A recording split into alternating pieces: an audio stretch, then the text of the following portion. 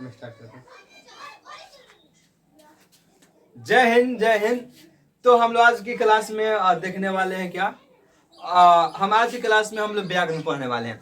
तो आज से इस चैनल पर हम लोग क्या करेंगे, जितना भी व्याकरण, हिंदी व्याकरण है, हम लोग सभी क्लास के लिए पढ़ाई करने वाले हैं। ओके, तो ये स्पेशल बात करें 10th क्लास और 12th क्लास के लिए, क्योंकि बिहार बोर्ड की तैयारी और बोर्ड एग्जाम की तैयारी इस पर होगा। तो यहाँ पर हम लोग व्याकरण पढ़ाई करेंगे, जितना भी व्याकरण टॉपिक होता है सब लाइन सबके पढ़ाई जाएगी। हिंदी की भी तैयारी कराया जाएगा और मैथ का भी तैयारी कराएगी, कह सकते हैं ऑल सब्जेक्ट की तैयारी कराई जाएगी अच्छे से। तो आज की क्लास में हम देखने वाले हैं क्या हुआ, पहला है मतलब इसके पीछे एक वीडियो बना है जिसमें भाषा, लैंग्वेज के बारे में, मतलब भाषा क्या होता है, भाषा के बारे में सबने पढ़ा दिया है। तो ये दूसरा वीडियो है जिसमें हम लोग पढ़ाई करने वाले हुआ लिखे यहाँ पर सभी क्लास के लिए, 10th इंटर 12th सभी क्लास के लिए वीडियो हो सकता है।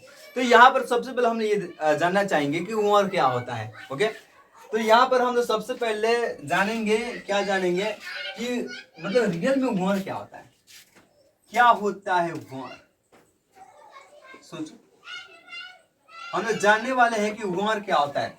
तो बाबू मेरी, हम लोग अच्छे से पढ़ाई करने वाले, ओके, और पूरी अच्छे तरीके से तैयारी भी करने वाले बिहार बोर्ड की। ओके, तो हम बात करें उमर क्या होता है। उमर देखो भाई, व्याकरण के टॉपिक को तुम कम मत मानना, क्योंकि व्याकरण से किसी भी एग्जाम में, 12th के एग्जाम में या तो 10th के एग्जाम में 60 नंबर का क्वेश्चन पूछता है। कितना नंबर का? 60 नंबर का क्वेश्चन पूछता है। तो हम लोग व्याकरण को एक नई अंदाज में पढ़ाई करेंगे। आप लोग बस आप लोग साथ में जुड़ रहिए और हम लोग देखेंगे, पूरा अच्छा से पढ़ाई करेंगे। तो देखो, मेन बात है उमर किससे कहता है। हम लोग उमर विचार स्टार्ट करने वाले हैं। तो उमर क्या होता है तो आपको बता दे भाई मेरे, उमर क्या होता है। उमर उस मूलध्वनि को कहते हैं जिसको खंड या टुकड़ा नहीं किया जा सकता है। यानी बातें तो समझ में नहीं आ रही भैया, वर क्या होता है। तो अभी तो बोले ना, जैसे में वर उस मूलध्वनि को कहा जाता है जिसका खंड या टुकड़ा नहीं किया जा सकता है। जैसे में अगर एग्जाम्पल की बात करें, एग्जाम्पल की बात करें, जिसमें हम बोल रहे हैं जो अ लिखे हैं, अ को हम तोड़ नहीं सकते हैं। अ लिखे अ को हम तोड़ नहीं सकते भाई मेरे, अ लिखे अ को तोड़ नहीं सकते हैं। जैसे में आ लिखे आ को भी नहीं तोड़ सकते हैं, छोटी ई लिखे इसको भी नहीं तोड़ सकते हैं, मतलब क भी हो गया, क को भी नहीं तोड़ सकते हैं। जैसे में जितना भी तुम्हें दिखाई दे रहा है, स हो गया, ये म हो गया, ये तुम्हें जितना भी दिखाई दे रही है, ये सभी के सभी क्या वर है। यानी कि वर क्या होता है, तो वर उस मूलध्वनि को कहते हैं जिसका खंड या टुकड़ा नहीं किया जा सकता है। यानी एक तो बातें समझ में आ गई भैया, एक बातें समझ में आ गई। यानी कि वर क्या होता है, वर यानी ये उस मूलध्वनि को कहते हैं वर जो है उस मूलध्वनि को कहते हैं जिनका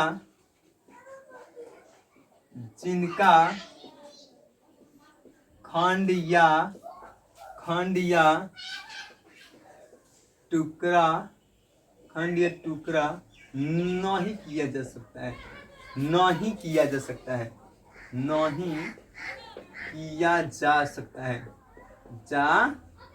सकता है। क्या कहलाता है वहाँ। यानी कि लिखे दोस्त मेरे, वर उस मूलध्वनि को कहते हैं जिनका खंड या टुकड़ा नहीं किया जा सकता है। यानी आपके सामने जो भी दिखाई दे रहा है ना, ये जितना भी तुम्हें दिखाई दे रहा है, बहुत एग्जाम्पल भी हो सकता है। यानी इसमें क्या और एग्जाम्पल भी हो सकता है भाई मेरे। ओके, जितना भी जिसमें अ जितना भी लेटर है, जितना भी क ख का जितना भी लेटर है, सभी को वर बोलते हैं। क्या बोलते, सभी को वर बोलते हैं। यानी कि अब बातें समझ में आ गई भैया, कि हमें तो बातें समझ में आ रही सर जी, कि वर उस मूलध्वनि को हम कहेंगे जिसका खंड या टुकड़ा नहीं किया जा सकता है। यानी बताओ, इसको हम तोड़ नहीं सकते, इसको तोड़ नहीं सकते हैं। जिसमें इसमें वारों की संख्या 1 है भाई, इसमें वारों की संख्या 1 है, हम इसको तोड़ नहीं सकते हैं। जिसमें हम बात कर रहे हैं यहाँ पर, अगर मान लो यहाँ पर हम बात करें, जैसे मैं लिख दें यहाँ पर खा, तो आपको खा लिखे, तो इसमें 1 कितना होगा, खा कैसे बना है, तो ये कैसे बना है भाई, तो ये जो बना होगा ख हलंत में आ, यानी इसमें बताओ, इसमें वारों की संख्या 2 होगा। यानी इसमें वारों की संख्या 2 है, लेकिन इसमें वारों की संख्या कितना है, 1 है। यानी जिसमें और तोड़ना चाहें, यानी कि देखो ये जिसमें माँ ले ले माँ, तो इसको भी कि माँ और माँ होगा, हलंत में क्या होगा आ होगा, यानी माँ प्लस में आ, तो मिल क्या बना है माँ। तो ये दिखाना चाहते हैं कि इसमें वारों की संख्या कितनी है स्टूडेंट जी। अब तो ये बातें समझ में आ रही है क्या? अब ये बातें समझ में आ रही है कि अब हम लोग देख कर पहचान सकते हैं कि इसमें वारों की संख्या कितनी है, यानी इसमें वारों की संख्या कितनी है, इसमें कितना है, ये बातें समझ के बता सकते हैं। अब एक और बात आती है, आपको दिखाई दे रहा है एक बातें दिखाई देता है, सुनो ध्यान से। अब एक तुम्हें बातें दिखाई बहुत अच्छा देगी, ओके सुनना। हम यहाँ पर लिख दे रहे भाई मेरे, एक घर बना जिसमें एक माला बना रहे हैं। मान लो यहाँ क का है, ख है, जो भी तुम्हें याद है, जो भी तुम लिखना चाहते लिखो यार, हम रोकेंगे नहीं। अब यहाँ पर तुम जो भी लिखना चाहते हो लिखो, सुनो ध्यान से। अब कह रहे ना, ये जो लिखे हैं भाई मेरे, ये जो लिखे हैं, ये क्या लिखे हैं बोलो, ये क्या लिखे हैं बोलो, क्या लिखे हैं? तो भैया ये क्या लिखे हैं, एक माला बना है भाई मेरे। क्या बना है, एक माला बना है, लेकिन माला किसका है?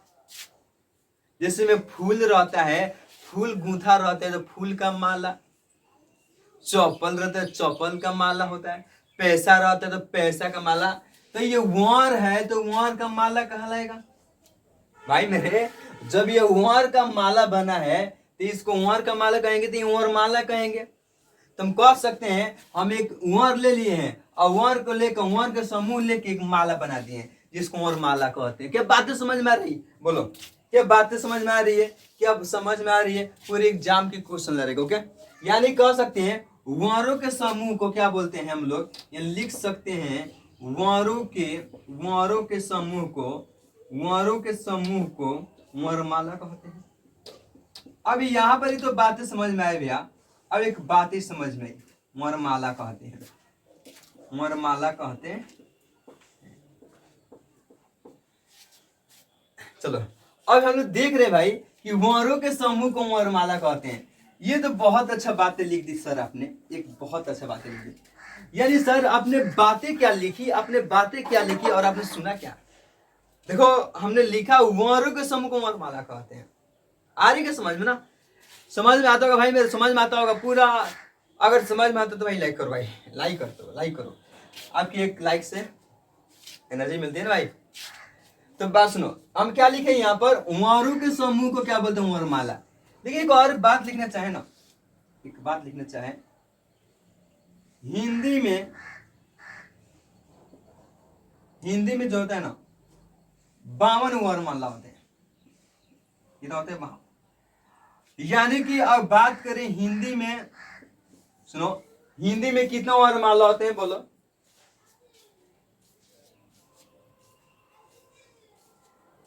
हिंदी वरमाला में कितना वार होते हैं?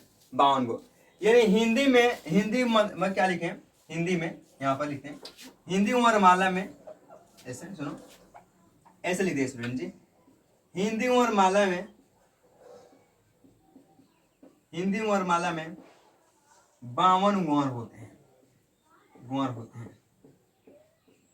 चलिए ये बातें समझ में आ गई। यानी भैया क्या सर हमें तो समझ में नहीं आ रहा है, हिंदी वरमाला में 52 वार होते हैं। एक एक लाइन गिनवाएंगे, क्या बता रहे तुम्हें, एक एक तुम साथ में रहो ना, साथ में रहो, तुम साथ दो हम भी साथ देंगे तुम साथ दो हम भी साथ देंगे भाई मेरे। तो हिंदी में बताओ, हिंदी वरमाला में वर के संख्या कितना होता है? 52। अब हम लोग ना 52 को वर के भी संख्या मतलब गिनने वाले हैं, गिनेंगे। सुनो, तो इससे पहले हम लोग एक हिडन डालेंगे, जिसका नाम होगा वर का। देख रहे थे वर के भेद, यानी जो वर है वो कितना प्रकार, जिसमें हम लोग जान गए कि वर क्या होता है, वरमाला क्या, तो वो जान गए। अब हम देख रहे हैं वर के भेद। जो वर है ये कितने, 2 प्रकार का होता है। कितना वर, जो कितना प्रकार के, 2, इसका भेद देख रहे थे 2 प्रकार के। तो पहला के बारे में बताया, पहला क्या होता है इसका वर का भेद, पहला क्या होता है, स्वर वर होता है। क्या होता है? स्वर वर होता है। और दूसरा क्या आता है, दूसरा नहीं लिखा भाई, दूसरा होता है व्यंजन वर। ये बात है याद रखना, ओके। यानी वर जो होता है 2 प्रकार के होते हैं, एक का नाम है स्वर वर और दूसरा नाम क्या है, व्यंजन वर्ग। तभी पढ़ाई करने वाले स्वर वर्ग के बारे में। अब ये करेंगे स्वर वर्ग क्या होता है। ओके, यानी कि देखो भाई, इतना पसीना हो रहा है ना भाई आपको सिखाने के लिए, तुम सीखो। बनाते यार वीडियो। तो देखो यहाँ पर यानी कि क्या होता है स्वर वर्ग। यानी हम लोग जान गए वर्ग के दो भेद होते हैं, एक स्वर वर्ग एक व्यंजन वर्ग। बेटा मैं लिखा। ओके, तो दो भेद होता है, यानी कि जो वर्ण है उसके दो पुत्र, स्वर वर्ण और व्यंजन वर्ण। तो स्वर वर्ण क्या होता है, तो वे वर्ण जिनके उच्चारण में किसी अन्य वर्ण की सहायता नहीं ली जाती है। यानी कि स्वर वर्ण कहता है ना कि मेरा मतलब खुद अपना स्वयं काम कर लूंगा, किसी की सहायता इसमें नहीं चाहिए। यानी स्वर वर्ण के उच्चारण में खुद किसी वर्ण की मतलब दूसरे वर्ण की सहायता नहीं ली जाती है। यानी कि जो स्वर वर्ण है इसके उच्चारण में किसी अन्य वर्ण की सहायता नहीं ली जाती है, उसी को क्या बोलते हैं स्वर वर्ण। यानी बताओ अब कौन कौन सा स्वर वर्ण है, अ आ ई बड़ी ई छोटा उ बड़ा उ री ए आए ओ औ। ओके, यानी हिंदी में बताओ स्वर वर्णों की संख्या 11 होती है। कितनी होती है, 11। हिंदी में स्वर वर्णों की संख्या कितनी होती है बाबू मेरे, 11 होती है। क्या बातें समझ में आ रही, क्या बातें समझ में आ रही कि हिंदी में स्वर वर्णों की संख्या कितनी होती है, 11 होती है।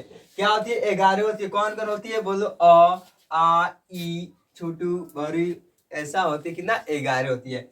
अब बात करें जो स्वर वर्ण है, ये इसका भी भेद होते हैं, ये स्वर के भेद होते हैं। यानी कि जो स्वर वर्ण है इसका भी क्या होता है भेद। इसके कितने भेद होते हैं, तो इसका भी दो भेद होते हैं। कौन कौन, एक मूल स्वर होते हैं, एक संयुक्त स्वर। कौन कौन होता है, एक मूल स्वर होता है, एक संयुक्त स्वर। यानी भी आप पता चल गए यहाँ से कि स्वर जो वर्ण है, स्वर वर्ण, उसका भी कितना भेद होते हैं, स्वर वर्ण उसका भी दो भेद होते हैं। कौन कौन, स्वर वर्ण के भी दो भेद होते हैं। कौन कौन होते हैं, एक मूल स्वर एक संयुक्त स्वर होते हैं। कौन कौन, एक मूल स्वर एक संयुक्त स्वर होते हैं। तो यहाँ पर मूल स्वर में कौन कौन आता है, यानी कि अ आ ई बड़ी ई छोटा उ बड़ा उ और ए ओ। यानी इतना जो याद रखना, इसके संगे 1 2 3 4 5 6 7 8। यानी कि बताओ मूल स्वर में कौन कौन आता है, इतना आता है। ओके, याद रखना मूल स्वर में कितना आता है, अ आता है, छोटी ई आती है, बड़ी ई आती है, और छोटा उ बड़ा उ आ गया भाई मेरे, 12 आ गया, ए आ गया और ओ आ गया। यानी इसमें ये आता है, मूल स्वर में इतना आता है। अब इस संयुक्त स्वर में कौन कौन आता है, ए और औ। ओके, यानी इसमें कौन कौन आता है, ए और औ आता है। यानी मूल स्वर की संख्या कितनी होती है, 1 2 3 4 5 6 7 8। इसमें री भी हो सकता है, इसमें क्या, इसमें री भी हो सकता है इसमें। यानी कि अभी कितना हो गया, पहले हम जो कितने देखे थे, 11 को, ये 9 को ये हो गया और 2 को ये हो गया, हमें 52 गिनना है।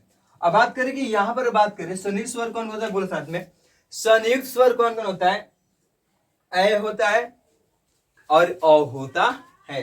अब बात करें ना मूल स्वर का भी भेद, तो मूल स्वर का भी कुछ भेद होते हैं। यानी जब अब इसका भी शादी होने वाला है, अब इसका भी शादी होने वाला है, अब इसका शादी होगी, इसमें लिख दे क्या रे भाई, चलिए यहाँ पर लिखते हैं, यहाँ पर री भी लिख देते हैं। ओके, यहाँ री, इसकी संख्या कितनी हो गई, इसकी संख्या 9 हो गई, इसकी संख्या 2 हो गई। याद रखना भाई, इसकी संख्या 9 कितना हो गई, 9, इसकी संख्या 2 हो गई। यानी कि अब इसको हम 11 को ये 9 को ये 8 हो गई है। तो जैसे समय बीतता गया तो मूल स्वर का भी शादी हुआ, उसका भी शादी हो गया, तो मूल स्वर का भी भेद होगा। तो मूल स्वर का कितना भेद, 3 को भेद होता है। कौन कौन, मूल स्वर का कौन कौन भेद होता है, हर्स्व स्वर, दीर्घ स्वर, प्लुप स्वर। कौन कौन, हर्स्व स्वर, दीर्घ स्वर, प्लुप स्वर। तो ये हर्स्व स्वर क्या होता है भाई, हर्स्व स्वर का मतलब होता है जिन स्वरों के उच्चारण में कम समय लगता है, यानी हम उच्चारण करेंगे कम समय लगेगा, उसे क्या बोलेंगे, जैसे में उसे क्या बोलेंगे, हर्स्व स्वर। जिसमें क्या होगा, एग्जांपल में क्या होगा, देखो अ, कम समय लगा भाई, अ ई री उ, इसमें जितना बोल रहे हैं ना कम समय लग रहा है। जैसे बोले क, इसमें ज्यादा समय लग गया, कम समय लगा, उ छोटी ई, इस समय क्या है, री, इसमें कम समय लग रहा है। तो जिसके उच्चारण में जिन स्वर के उच्चारण में समय कम लगता है ना, समय कम लगता है, उसको हर्स्व स्वर कहा जाता है। और दीर्घ स्वर का मतलब क्या होता है, ये हर्स्व स्वर की अपेक्षा दुगुना समय लगेगा। इसमें क्या होगा, जिनका उच्चारण में क्या हर्ष स्वर से दुगुना समय लगेगा। जिसमें हम अभी बोले नहीं है ई उ, इसमें समय कम लग रहा है, और जैसे में इसका इसमें दुगुना समय लगेगा। जैसे में दुगुना समय लगेगा मतलब इसमें दुगुना बड़ी ई कितना ये ए आए ओ, यानी इसमें जो है दुगुना समय लग रहा है। किसका अपेक्षा, स्वर वर के सॉरी हर्ष स्वर का अपेक्षा इसमें दुगुना समय लगता है। जिसमें दुगुना समय लगता है, जिसमें दुगुना समय लगता है उसको क्या बोलते हैं, बोलो दीर्घ स्वर बोलते हैं। जिसमें दुगुना समय लगता है उसे दीर्घ स्वर कहते हैं। क्या बोलते हैं, बोलो दीर्घ स्वर कहते हैं। और जिसमें जिसमें बाबू मेरे समय कम लगता है उसे स्वर सॉरी हर्ष स्वर कहते हैं। जिसमें समय दुगुना रहता है कि लगता है, लगता है भाई, उसे क्या बोलते हैं, बोलो उसे क्या बोलते हैं, बोलो दीर्घ स्वर कहते हैं। बात है प्लुप स्वर की, भाई मेरे प्लुप स्वर की बात करना, इसमें समय 3 गुना लगेगा। इसमें प्लुप स्वर में क्या होगा, समय 3 गुना लगेगा। भाई इसमें क्या होगा, समय 3 गुना लगेगा। प्लुप स्वर के जो चिन्ह होते हैं ऐसे होता है, याद रखना ऐसे होता है, ऐसे। यानी कि जैसे मैं एग्जांपल करूंगा, या सुनो सुनो राम ओम, यानी इसमें जितना करो ओम सुनो राम, यानी इसमें समय क्या लग रहा है, 3 गुना। यानी जिसमें समय 3 गुना लगता है उसे क्या बोलते हैं, प्लुप स्वर बोलते हैं। तो क्या इतना बातें समझ में आई, क्या इतना बातें समझ में आई भाई मेरे? तो अब हम चलते हैं कहां पर, व्यंजन वर्ण के बारे में। तो इतना उतारा जाए। चलो अब हम देख लेते हैं क्या व्यंजन वर्ण क्या होते हैं। ओके, तो व्यंजन वर्ण क्या होते हैं, जिसके उच्चारण में स्वर वर्ण की सहायता ली जाती है। यानी कि जो व्यंजन वर्ण है इसके उच्चारण करेंगे तो सहायता ली जाती, स्वर वर्ण की सहायता ली जाती है व्यंजन वर्ण का। जिसमें क ख ये सब कहने में आ रहा है ना, जितने भी बोल रहे हैं ना उसमें स्वर वर्ण आ रहे हैं। जिसमें क ख ग च ज जो भी है, तो इसके उच्चारण में किसके, व्यंजन वर्ण के उच्चारण में स्वर वर्ण की सहायता ली जाती है, उसी को व्यंजन वर्ण कहा जाता है। ये व्यंजन वर्ण की जो प्रकार की बात कर रहे, देखिए स्पर्श जो व्यंजन होते हैं ना, स्पर्श व्यंजन, जितना भी कवर चौवर टवर टवर और प वर्ग है सभी को स्पर्श व्यंजन कहा जाता है। याद रखना, जितना भी क वर्ग है, क वर्ग है, चौवर टवर टवर और प वर्ग है, ये सभी को क्या कहते हैं, स्पर्श व्यंजन कहा जाता है। इसकी संख्या कितनी होती है, 25 होती है। यानी इसकी संख्या कितनी होती है, 25 होती है। और उधर कितने गिनवाते हैं, 11 9 जितने हैं। अब यहाँ पर देखो दूसरा क्या, अंतस्थ व्यंजन। अंतस्थ व्यंजन क्या होती है, ये क्या होता है, य र ल व को क्या बोलते हैं, अंतस्थ व्यंजन बोलते हैं। यानी य र ल व क्या बोलते हैं, अंतस्थ व्यंजन बोलते हैं। इसकी संख्या भी कितना, 4 होती है। और ऊष्म व्यंजन का मतलब क्या आता है, ऊष्म व्यंजन का मतलब होता है तिलावस मुदंस दंटिस और ह, यानी इसकी भी संख्या कितनी, 4 होती है। याद रखना, यानी ऊष्म व्यंजन की भी संख्या कितनी होती है, 4 होती है। ये भी 4 हो गया। और बात करें संयुक्त व्यंजन, तो संयुक्त व्यंजन क्या होता है, छात्र ज्ञ अस्वर, क्या होता है, छात्र ज्ञ स्वर, यानी इसकी भी संख्या 4 होती है। यानी कि ये बात करो संयुक्त व्यंजन, इसकी भी संख्या कितने, 4 होती है। कौन कौन, छात्र ज्ञ और स्वर, इसकी भी संख्या 4 होती है। अब द्विगुण की बात करें, द्विगुण क्यों कहता है, जैसे मैं कभी कभी क्या होता है ना, ये जो होता है ना, ये 2 तरह के गुण होते हैं। जैसे मैं यहाँ बात करें, एक यहाँ तुम देख सकते हो, यहाँ पर और यहाँ पर, इसको क्या बोलते हैं, ट ठ अड अढ़ बोलते हैं। अब कहीं भी इसको हम र बोलते हैं ना, यानी ये जो एक ही शब्द है लेकिन इसका 2 बार क्या, ये 2 गुण दिखाता है, इसके लिए इसको द्विगुण कहा जाता है। तो द्विगुण की संख्या कितनी होती है, 2 होती है, ढ और ढ, तो इसको हम कहीं र बोलते हैं। इनकी संख्या के लास्ट में क्या इस्तेमाल की जाती है, पहले नहीं होती है। तो बताओ द्विगुण की संख्या कितनी होती है, 2 होती है, ढ और ये होती है। अब यह बात करें तो समझ में आ गई। अब उच्चारण स्थान की बात करें, यानी कि उमारों की उच्चारण स्थान। अब जिसमें उमारों के उच्चारण स्थान की बात करें तो यहाँ पर लिखे हैं, ये एक तरीका है KTM 2। क्या तरीका है, KTM 2। तो KTM 2 का मतलब क्या हुआ, यहाँ पर उच्चारण स्थान में के से क्या होता है, के से कंठ हो गया, टी से क्या तालु हो गया, एम से मुर्दा हो गया, डी से दांत हो गया, ओ से क्या हो गया, उर्स हो गया। अब यहाँ पर KTM 2 का मतलब होता है उच्चारण स्थान की बात करें तो ये तरीका यह है याद करने का, KTM 2। KTM 2 याद करने का तरीका है, के से कंठ, टी से तालु, एम से मुर्दा, डी से दंत और ओ से उर्स होता है। जितना भी क वर्ग है, जितना भी क वर्ग है उसका उच्चारण कंठ से होता है। याद है हर जो भाई, जितना भी क वर्ग है उसका उच्चारण कर्ण से होता है, जितना भी च वर्ग है उसका उच्चारण तालु से होता है, जितना भी ट वर्ग उसका उच्चारण मूर्धा से होता है, मुंह से होता है, जितना भी ट वर्ग है उसका दान से होता है, और जितना भी प वर्ग है उसका उच्चारण ओठ से होता है, जिसमें प प प का उच्चारण ओठ से होता है। तो ये केटीएम तो उच्चारण स्थान याद करने का तरीका है। ये नस का मतलब जितना भी लास्ट होता है ना, न म अ य, न म अ य होता है, ये नासिका से होता है, जिसमें नासिका से न म य, इसका उच्चारण क्या नासिका होता है। अब बात करें श्वास। श्वास की मात्रा के आधार पर वर्ण दो भेद के होते हैं, दो प्रकार के। श्वास के मात्रा के आधार पर वर्ण दो प्रकार के होते हैं। क्या? एक अलग प्रणार होते हैं, एक महाप्रणार होते हैं। क्या? एक अलग प्रणार, एक महाप्रणार। तो अलग प्रणार क्या होते हैं? जिन वर्णों के उच्चारण में वायु की मात्रा कम निकलती है, इन्हें बोलेंगे वायु की मात्रा कम निकलेगी, हम बोलेंगे और वायु की मात्रा कम निकलेगी, उसे अलग प्रणार कहते हैं। तो अलग प्रणार कौन कौन होते हैं? देखो, प्रत्येक जितने भी वर्ग है ना, प्रत्येक वर्ग का पहला, तीसरा और पांचवा वर्ण, प्रत्येक वर्ग ये पहला, ये तीसरा और पांचवा जितना भी वर्ण है सभी को अलग प्रकार कहा जाता है। प्रत्येक वर्ण के पहला, तीसरा और पांचवा वर्ण जो है उसको अलग प्रकार कहा जाता है। और एक और बात याद रखना, ये जो होता है ना, अंतस्थ व्यंजन को भी अलग प्रकार कहा जाता है। अंतस्थ जो अंतस्थ व्यंजन है य र व को भी अलग प्रकार कहा जाता है। जिसमें महाप्रकार क्या होता है? तो प्रत्येक वर्ण का दूसरा और चौथा, ये प्रत्येक वर्ण के दूसरा चौथा, प्रत्येक वर्ण का दूसरा चौथा वर्ण को हम क्या महाप्रकार कहते हैं। और एक और बात याद रखना, इसमें जितना भी उष्म व्यंजन है वो भी महाप्रकार में आते हैं। यानी बातें समझ, अलग प्रकार और महाप्रकार समझ में आ गई। दूसरा, चौथा और समस्त उष्म व्यंजन को महाप्रकार कहा जाता है। अलग प्रकार में क्या होती है? प्रत्येक वर्ण का पहला, तीसरा और पांचवा और समस्त क्या होती है? अंतस्थ व्यंजन को क्या बोलते हैं? महाप्रकार कहा, सॉरी अलग प्रकार कहते हैं। तो यहाँ से आपकी क्या हो गई, वर्ण खत्म हो गया। तो आई होप क्या ये वीडियो आपको अच्छा लगा होगा। यदि अच्छा लगे तो हमारे चैनल को सब्सक्राइब करें, लाइक करें, शेयर करें और सबसे पहले स्क्रीनशॉट मार भाई, स्क्रीनशॉट मार।